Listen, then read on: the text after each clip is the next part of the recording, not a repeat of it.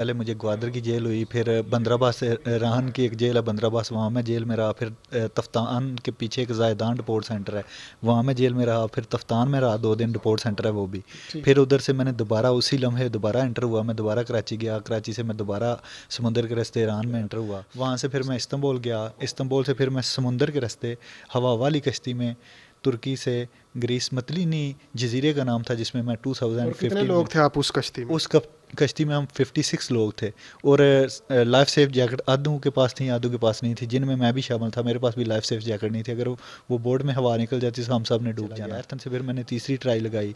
तीसरी ट्राई एक बड़ा सा ट्राला होता है जो सामान ट्रैवल करते हैं, ट्रांसपोर्ट आगे हाँ पीछे जी। लेके जाते हैं, उसके नीचे लग कर मैं शिप में एंटर हुआ। और शिप 2 10 घंटे में 1 अप्रैल टोटल 2017 घर से से निकले आपको 5 साल हो गए हैं? 7 साल हो गए हैं भैया। 7 साल हो हाँ गए। जी, 7 साल और कुछ माह अभी होती तक हैं। वापस नहीं गए आप? जी नहीं, अभी तक वापस नहीं गया। अभी अस्सलाम चार वालेकुम जी, मेरा नाम अली शेर और आप देख रहे हैं पंजाब यूरो टीवी। एक और इन्फॉर्मेटिव और बामकसद वीडियो लेके आपकी खिदमत में हाज़िर हुए हैं। यकीनन जब से ये मैंने चैनल बनाया, मेरी कोशिश होती है कुछ ना कुछ आपको सीखने को मिले।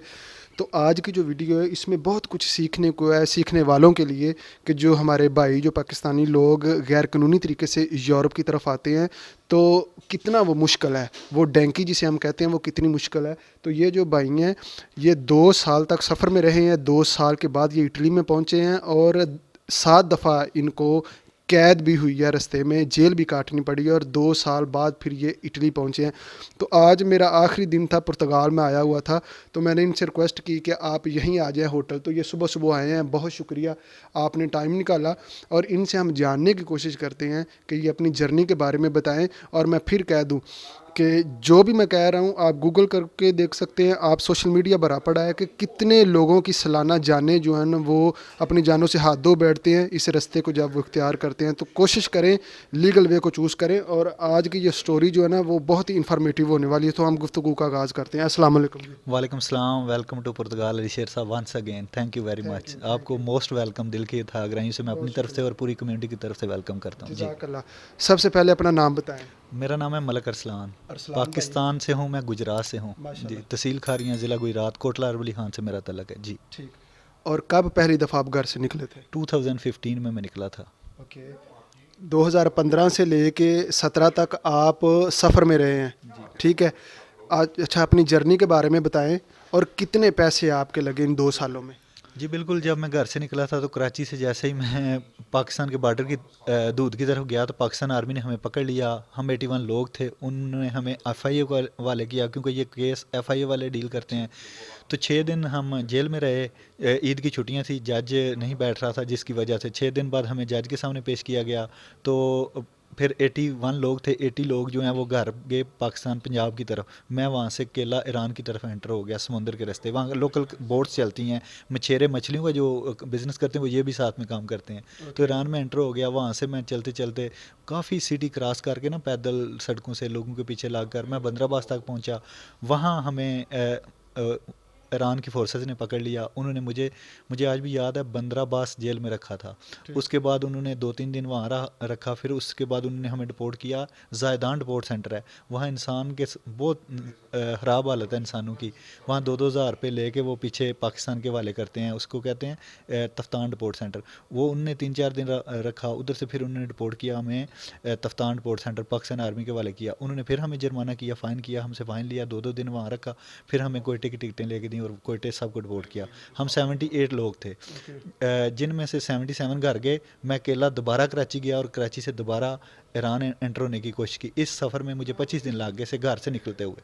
ठीक। फिर दोबारा जब मैं कराची से दोबारा गया ग्वादर, ग्वादर से ईरान एंटर हुआ, ईरान से चाबार, चाबार से ज़ायदान, ज़ायदान से शराज़, बंदराबाद, शराज़, फिर तेहरान। तेहरान से मैं फिर गया, एक दोगो ब्याज बॉर्डर है इनका, तुर्की और ईरान का। उधर से मैं तुर्की में एंटर हुआ। वहाँ हम 6 7 दिन रहे, एक सेफ़ जिसको बोलते हैं जहाँ लोगों के पैसे होते हैं, पेमेंट्स वगैरह। वहाँ से फिर मैं इस्तंबुल गया। इस्तंबुल से फिर मैं समुंदर के रास्ते हवा वाली कश्ती में तुर्की से ग्रीस, मतलीनी जजीरे का नाम था, जिसमें मैं और कितने 2015 में। लोग थे आप उस कश्ती में? उस कश्ती में हम 56 लोग थे।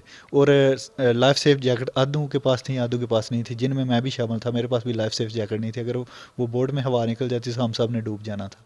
अच्छा, तो मुझे ये बताएं कि तुर्की से लेके ग्रीस तक आपको किसी ने नहीं रोका?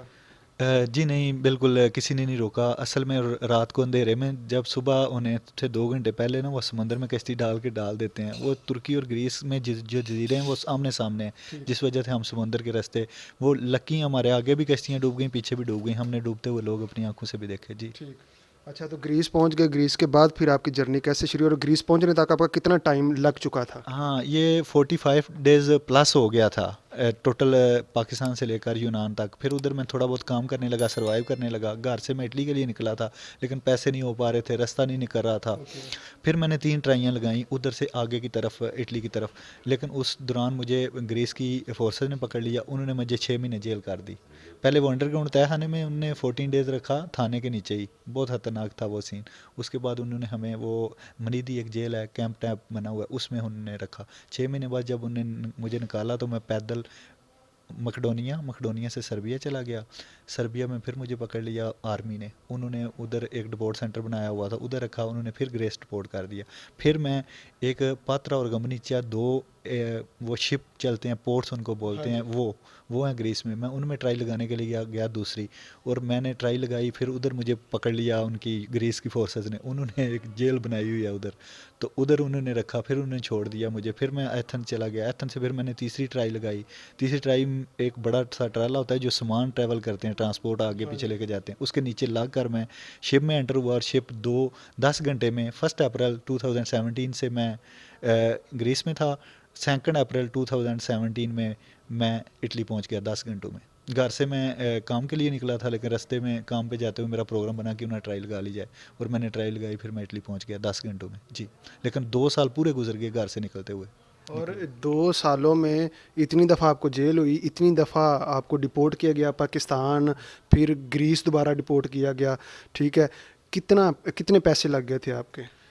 पैसे तकरीबन 5 लाख तो मेरा ग्रीस तक लग गया था, लेकिन आगे जो मैं ट्राइयाँ अपना जेब खर्ची था, वैसे मैंने किसी एजेंट को तो पैसे दिए नहीं थे। फिर भी मेरा 2-2.5 लाख तो मिनिमम लग गया। 7-7.5 लाख में मैं इटली में पहुंच गया था। 7.5 लाख रुपया और 2 साल जी। सफ़र आपने काटा और फिर आप इटली पहुँचे। तो क्या जो एक्सपेक्टेशन थी आपको इटली पहुँच के, कैसा फ़ील हुआ? जी बिल्कुल, जैसे मैंने इटली के बारे में सोचा था, इटली से तो उससे 2 गुना मुझे मिला, और बहुत अल्लाह ताला का करम हुआ। लेकिन जो अनलीगल जर्नी थी, उसके बारे में आपको पता ही है कि किस तरह ख़तरनाक सफ़र। और ये बिल्कुल पैसे को इतनी वैल्यू नहीं देनी चाहिए कि आपकी जान की वैल्यू ही कम हो जाए। इंसान इतना भी वो कहते हैं कि नहीं होना चाहिए कि पैसे के पीछे अपनी जान ही ज़ाया कर बैठे। बहुत से लोग समुद्र में डूब गए, और ग्रीस में डिपोर्ट सेंटर थे, जब उनको डिपोर्ट करते थे, टार्चर करते थे, हमने अपनी आंखों से देखा। बहुत से माओं के जो लाल हैं, वो माएँ इंतज़ार करती रह गई, और वो उनका आज तक कुछ पता नहीं चल सका वो कहाँ हैं, कहाँ रह गए, कहाँ फोत हो गए। जी। अरसलान गार जब आप निकले तब नहीं आपको पता था ये? जी पता था। वो कहते हैं कि हालात कर देते हैं भटकने पर मजबूर, घर से निकला हर शख्स आवारा नहीं होता। बस हालात कुछ इस तरह पैदा हो गए कि मुल्क छोड़ना पड़ा। जी। ईमानदारी से बताएं, अगर आपको दोबारा मौका दिया जाए कि आपने डंकी लगा के पाकिस्तान से यूरोप आना है, तो आएंगे ईमानदारी से? आई विश के नहीं आना चाहिए। पाकिस्तान में अच्छे हालात हैं, पाकिस्तान में ही रहना चाहिए। खासकर इलीगल रास्ता इख्तियार नहीं करना चाहिए। हमने ईरान के पहाड़ों में अपनी आंखों से देखे हैं लोग, उसी तरह उनका कोई सिस्टम नहीं, बस दुनिया से जा चुके थे, और बस ख़त्म। आप समझ रहे हैं बात को, सच में जंगलों में। जी। ये वो बातें हैं जी, आप सोशल मीडिया पे सर्च करके भी देख सकते हैं। ये कोई कहानियाँ नहीं है, ये रियलिटी है कि लोग मरे पड़े होते हैं रास्ते में, समंदरों में, सारा कुछ। और यूट्यूब हमें इजाज़त नहीं देता कि हम आपको वो सीन दिखा सकें, लेकिन ये एक हकीकत है और आप सोशल मीडिया पर सर्च करके देख सकते हैं। अब आप इटली आ गए, फिर आपने कितनी देर इटली गुजारी और आप आज पुर्तगाल हैं? 3 साल इटली में गुजारने के बाद पता चला कि इनलीगल बंदों को तो ये एक्सेप्ट ही नहीं कर रहा यूरोप। एक असाइलम वाला ऑप्शन रह जाता है, वो एक्सेप्ट नहीं करते। कहते हैं मुल्क में तो कोई खतरा नहीं है, आप पैसों के लिए आए हैं। और हकीकत भी ज़्यादातर यही है, जिसकी वजह से वो असाइलम नहीं देते। और हम लोग पीछे कहीं के वालदन गुजर जाते हैं, पता नहीं कौन कौन गुजर जाता है, तो इधर भटकते रहते हैं। फिर पुर्तगाल आ गए। 5 साल गुजरने के बाद मैं जर्मनी गया, फ्रांस गया, स्पेन गया विज़िट करने के लिए। ओके। जब पुर्तगाल आया तो मुझे पता चला यहाँ इमिग्रेशन खुली हुई है, और सबसे अच्छे तरीके से ये इमिग्रेशन दे रहा है। तो फिर इधर लाइन में लग गए। 18 माह में मुझे पेपर मिल गए माशाल्लाह। भी मेरे पास 7 साल के बाद इमिग्रेशन के पेपर हैं, नॉर्मल वर्क परमिट जिसे बोलते हैं। जी। और टोटल घर से निकले आपको 5 साल हो गए हैं? 7 साल हो गए हैं भैया। 7 साल हो हाँ गए। जी, 7 साल और कुछ अभी माह। तक वापस नहीं गए आप? जी नहीं, अभी तक वापस नहीं गया। अभी 4 मंथ हुए हैं मुझे पेपर मिले हुए। अभी इजाफा इंशाल्लाह हुआ होगा नेक्स्ट। इसी दुआ के साथ कि अल्लाह ताला हम सब का हामी व नासर हो। मुझे इजाज़त दें। पाकिस्तान पाइंदाबाद।